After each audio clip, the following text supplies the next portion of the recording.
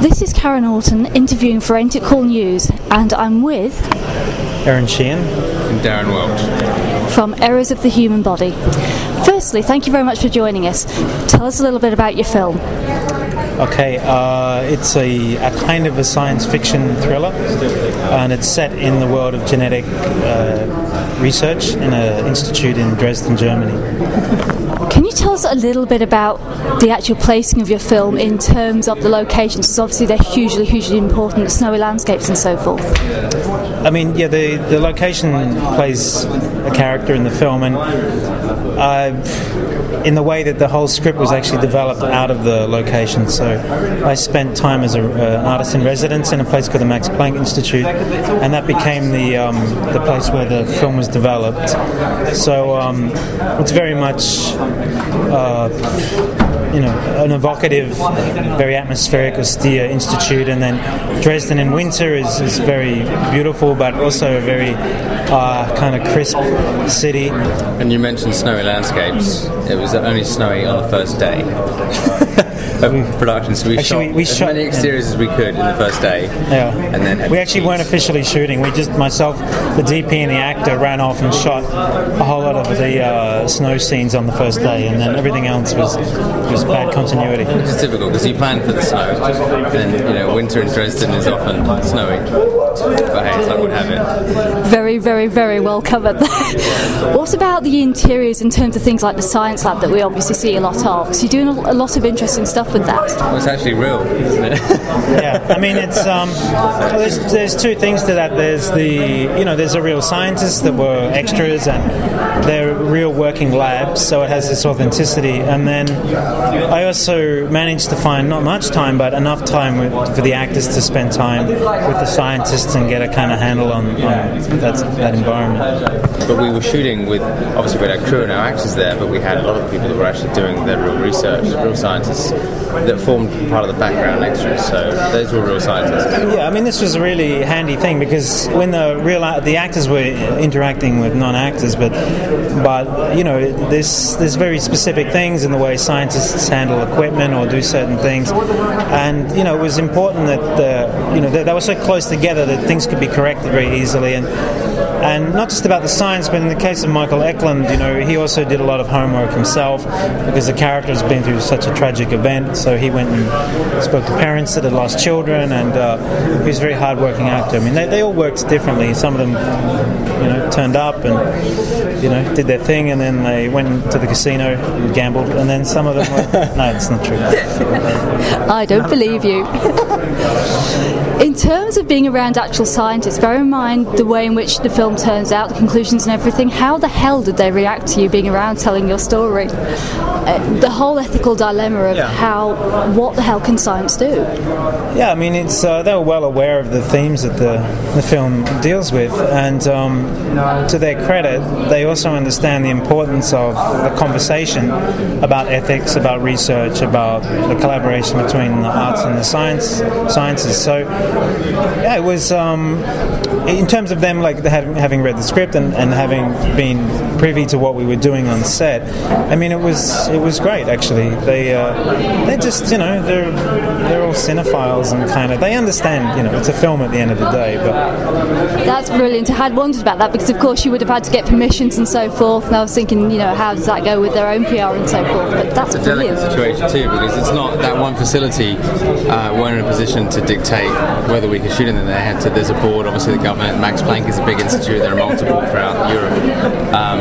So it was important that we were telling a story that wasn't going to harm them in any way or misrepresent the facilities in any way. I mean, it's a fictional institute. The research that they do is partly real, but of course it also gets into sort of movie science too. So it wasn't a documentary about their institute. It just happened to be a great location for the film. How did you go about doing the casting? What qualities did you look for in your actors? Well, there's four main characters. Michael Eklund, who we met on The Divide, which was the last film that we made together. Yeah, and he played a very different character in that, but he brought a very interesting kind of quality to his character in The Divide, and I saw that he could probably do the same for Jeff, the character in Errors. And then the rest of the actors were just cast in a very traditional way through an agency, and I saw some people, and I was very lucky because the actors that I liked read the script and they went for it. And Carolina Herfurth, which is quite an established young German actress, it was fantastic to get her and her response to the material, and then Rik Mayall, of course, who Darryn had worked with in a film many years ago. You're kidding me, what? It's called Omar Bear. It's my first movie in 2002. Okay, sorry, this is my fangirl moment. Okay. Where the hell did Rik Mayall come from? Well, it literally came from...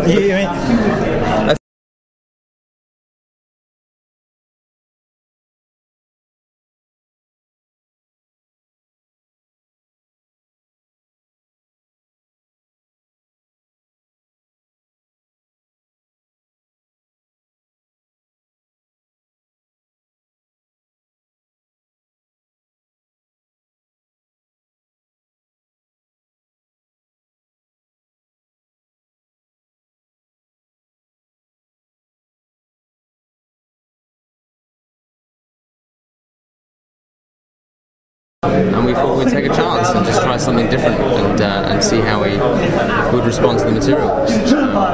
He was fab, and his performance is very much like the old Rik Mayall Presents TV series from many, many, many years ago. Oh yeah, serious fan. And it's lovely in that he does bring a kind of silkiness to the role that business managers tend to have, along with the occasional cackle. No, he's the good thing with him, he doesn't need to do much to give you this sort of slightly offbeat feeling, and that's what we wanted from the characters. I mean, the characters that surround Michael, they are sort of presented more as sort of archetypes, because he projects on them as because of this conspiracy uncovered. So it made sense that Rik is a little larger than life, and then Thomas also, you look at him straight away and you go, okay, so he's the bad guy, and of course it's ambiguous as to whether he's a bad guy, in the end. He's not doing anything particularly bad. None of them are, really. That were and then there was a lot of great supporting actors too. Really, really great. I was really lucky with the cast, actually. Very much so. The guy who had the fly fixation as well. Did that just come from him, or was that workshopped at all? Or no, it was definitely workshopped. He I can't even remember where we met him, but I don't think he'd done any film or TV, but he was this sort of because I live in Berlin, and he was like a Japanese performance artist, but kind of does buto, and he has such a great control over his body, and it's quite subtle, but if you watch the way he moves in the film in these scenes, he's got a very great sense of his movement and stuff. And, he was. I don't even know where he came from. He hatched. No, he's very charismatic, actually. Because he's perfect kind of action star material. Actually, when you see him outside of the film, he has that quality, that energy, that kind of enigmatic thing about him. Can you talk a little bit about life and death in this film, please? Ooh. Big one. It's a big subject. The scientists, they're dealing with biological material, and I think in all kinds of medical procedures or medicine in general, you forget that what you're dealing with is living matter, and I was interested in that idea of that the research that they do, they're using tissue, they're using living cells, they're using organisms, animals, and all of that. And I think it's a natural kind of state to get into where you start to forget that this is born of a living thing. And it's a hard thing to kind of talk about, because it is the film deals with the two extremes, of the cycle of growth and of life and death. I mean, it does deal with the big subjects and the delicacy of what we consider to be normal, or the errors of the human body. It's as much about the physical form, and it's as much about the psychological or the emotional form. You know, like if you're in denial of your humanity or your emotions, is that, you know, you're just as inhuman as someone that you might perceive to be deformed or in a kind of cliche way. You know. Sorry. I was going to say there's naturally a degree of detachment that I think these scientists have to process in order to deal with the things that they're doing, because there's a higher purpose to everything, and we're aware of situations, including your wife, who's also a scientist. There's a stage that you go through where you're basically assimilating and dealing with that, and having to deal with the various experiments and the fact that you're using living organisms. It's not, you have to detach yourself essentially to. Yeah, it's a kind of, I guess, a kind of meta theme of the film, you know, about a person who has become so removed and from even his own flesh and blood that he turns his own flesh and blood into a research subject. And it's really about, and a very kind of male thing, about how you try to do practical things to deal with emotional things, to separate the dealing with emotions by doing things like building a birdhouse or doing experiments on your baby, you know. That's an absolutely wonderful way of putting it, seriously. Birdhouse baby. Do you guys have any sort of religious belief or anything? Religious belief. I'm not a practicing Christian, Catholic, Muslim, or anything else. But you know, of course, I'm curious about questions of spirituality. But I wouldn't say I'm not an atheist. But I wouldn't say I'm without traditional. Sounding unoriginal, I'm actually in line with what he has to say on that subject. What would you like the audience to take from your film? DVDs. Yeah. Blu-rays. Double disc Blu-rays. Yeah. It's a very thoughtful film, isn't it? I mean, is there any kind of emotion or anything like that? Or? I mean, you go.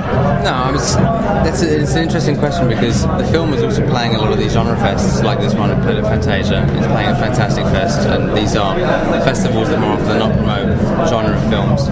And this is, it's much more of a character drama in a sense at its base than it is a genre film, because it doesn't play with those conventions necessarily. But they're not on the forefront, right? They're very much part of the subtext, and I feel like I know what you mean.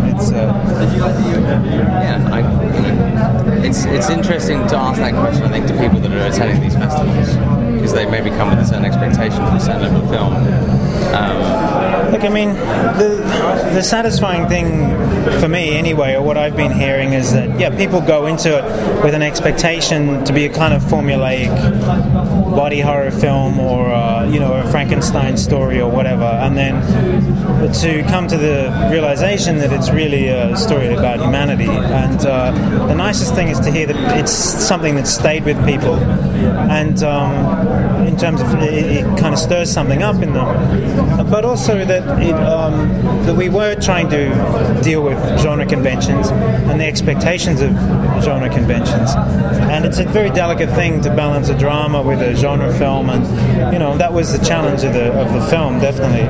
I don't think it's without irony either. I mean, if you can analyze a film, I think, on one level, which is about, he sort of puts himself in that situation because of what he doesn't deal with through the story, and I have a very sick sense of humor, so I find it kind of comical, but no one else is ever going to think that, I think. What do you guys have lined up next? Anything?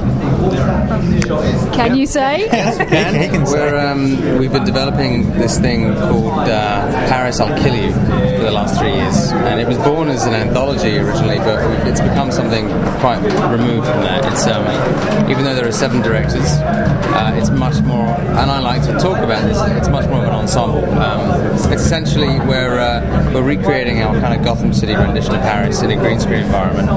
So we're going to reassemble how Paris looks and feels and make it much more a character in the film. And then there are 7 different stories that are all varied in their genre, but it's all cinema fantastique in a sense. But all the stories cross over, so one story will influence the next, and they're intricately woven essentially, and it's massively ambitious. But we're looking to go and shoot this thing this year, actually. So things have just started to come together quite nicely. But it's been 3 years. It's been a process. But yeah, it's going to be exciting. Just seeing the sparkle in your eyes, I can believe that completely. Well done, guys. Thank you so much for everything, the human body.